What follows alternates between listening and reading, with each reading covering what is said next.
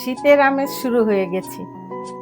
আমার শ্বশুর শাশুড়ি আমাদের বাসায় বেড়াতে আসছে, এজন্য আজকে ভাপা পিঠার আয়োজন করলাম।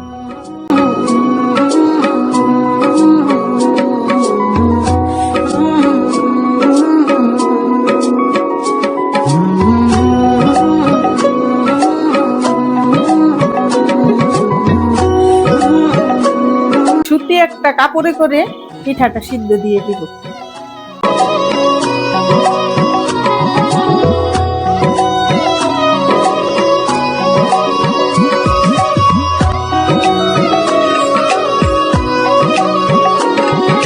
এই নেন নানা, নতুন চালের ভাপা পিঠা সেজন্য আমি রান্না করেছি। খেয়ে বলেন কেমন হয়েছে।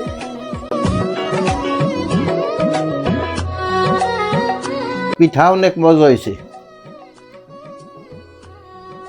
ভালো হয়েছে।